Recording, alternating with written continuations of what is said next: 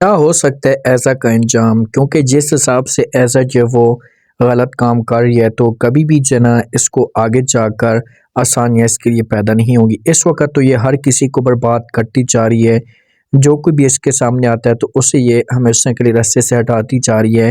लेकिन ऐसा को भी इस बात का अंदाज़ा नहीं है कि जो मैं कर रही हूँ, एक न एक दिन मेरे साथ भी गलत हो सकता है और मुझे बर्बाद किया जा सकता है या मेरे लिए भी मुश्किल वक़्त आ सकते हैं। आने वाले साथ में आप लोगों को दिखाया जाएगा कि अनाया जोगी जी ऐज़ा के पास आएगी, आकर खुलकर इसके साथ बात करेगी, इससे बोलेगी कि आपने जो कुछ भी किया है ये आपने गलत किया है, आपको ऐसा नहीं करना चाहिए। आप ठीक है, मेरे बारे में गलत सोच रही हैं, मुझे कोई इतराज़ नहीं है, लेकिन आप किसी और की ज़िंदगी बर्बाद मत करें। आगे से जब ये बात ऐसा सुनेगी तो साफ अल्फाज में इनकार कर देगी और कहेगी कि देखें कि मैंने जो कुछ ईशल के साथ किया है ना, वैसा मैं तुम्हारे साथ भी कर सकती हूँ अगर आप मेरी बात नहीं मानेंगे तो। अभी भी आपके पास वक्त है, आप मेरी बात चुपचाप बात माने, वरना इसके लिए सब कुछ भुगतना आपको होगा और आप तैयार हो जाएं। जो आशिर होता है ना, आशिर अब अपनी सास की नोयत को समझ जाता है तो इसे खोलकर बात करता है ईशल के साथ। ईशल को कहता है कि देखें कि तुम्हारी माँ जो कुछ भी कह रही है या तुम्हारी माँ जो भी सोच रही है, मुझे किसी किस्म का कोई भी इतराज़ नहीं है। मैं उनके फ़ैसले से पीछे नहीं हटूँगा। अगर वो चाहती हैं कि आप तलाक ले लें, तो मैं आपको नहीं रोकूँगा, आप तलाक ले सकती हैं मुझसे। ये बात ईशा सुनेगी तो ईशा साफ अल्फाज में इनकार कर देगी। ये बोलेगी कि ऐसा कैसे हो सकता है?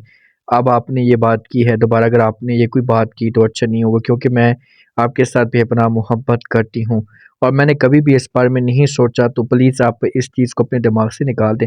लेकिन आशिर सब कुछ जान चुका है, ये बोलेगा कि वो सब कुछ ठीक है, लेकिन आपकी जो माँ है ना वो तो ये चीज़ें नहीं चाहती, वो तो बस हमेशा के लिए इस रिश्ते को क्लोज़ करना चाहती है, तो इसी वजह से मैंने बात की है।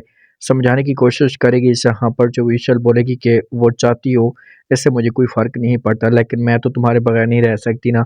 मैं तो आपके लिए अपना सब कुछ कुर्बान करने के लिए तैयार हूँ। आगे आपकी अपनी मर्ज़ी है, अगर आप खुद तंग हो चुके हैं, तो मुझे कोई इतराज़ नहीं है। ऐसा जोगी ना ये असद को भड़काएगी, असद को बोलेगी कि देख लिया ना, और जो कुछ भी इस घर में हो रहा है तो सिर्फ़ और सिर्फ़ जो वो ईशल और आशिर भाई की वजह से हो रहा है। अगर ये दोनों ये घर छोड़कर ना जाते, तो कभी भी ऐसा ना होता। घरों के अंदर बर्बादियाँ पैदा हो चुकी हैं, घरों में इतनी ज़्यादा नफ़रतें चल रही हैं, अब पूरा का पूरा घर बर्बाद हो चुका है, इसे ईशल की वजह से हुआ है। मैं तो उस वक़्त भी आप लोगों को कहती थी, मैं तो उस वक़्त भी आप लोगों को समझाने की कोशिश करती थी कि आप लोग ऐसा कदम मत उठाएँ और जो ईशल है, ईशल को इस घर में लेकर ना आए, लेकिन आप लोगों ने बात नहीं मानी। अब आप लोग देख रहे हैं अपनी आँखों के सामने कि ये सब कुछ क्या हो रहा है। तो आगे से जब ये बात असद सुनेगा तो ये साफ अल्फाज में इनकार कर देगा और कहेगा बस बहुत हो गया, मैंने भी ये फ़ैसला कर लिया कि मैं अब किसी भी तरीके से जो है वो इनको इस घर में नहीं रखूँगा। तो ऐसा बोलेगी कि आप ऐसा करें कि आप आशिर को इस बिज़नेस से ही अलहदा कर लें। जब आप इस बिज़नेस से इसे अलहदा कर लेंगे तो फिर जाकर हो सकता है कि इसको एहसास हो, वरना इसको कभी भी इस मामले पे एहसास तक नहीं होगा। ऐसा अब असद को ऐसे अपने बहकावे में ला चुकी है कि असद जो होता है ना, ये आँखें बंद करके इसकी हर बात के ऊपर यकीन कर लेता है और यही असद की सबसे बड़ी कमज़ोरी है और यही बर्बादी हुई। लेकिन एक न एक दिन असद के सामने ऐसा की असलियत खुलनी है और जिस दिन असद को इस बात का पता चलेगा तो उसके बाद फिर आप देख लें कि ऐज़ा के साथ क्या होगा।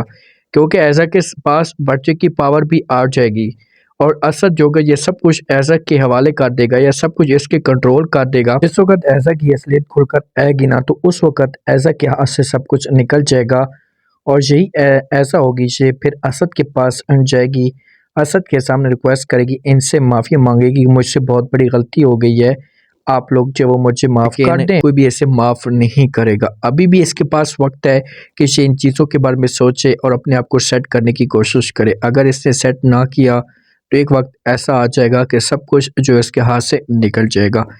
आशिर जो है ना ये तनहा हो चुका है, आशिर के पास पैसा नहीं है तो आज जो है वो इसको अपने ही जो वो ऐना दिखाने वाले हैं और अनाया की भी असलियत खुलेगी। अनाया यहाँ पर सब कुछ सच बता सकती है रूहान को डायरेक्ट जाकर, क्योंकि अगर ऐसा कि ससुर की जो रूहान के वालिद इसकी डेथ होती है तो फिर ऐसा कभी भी अपनी ज़बान जो वो नहीं खोलेगी।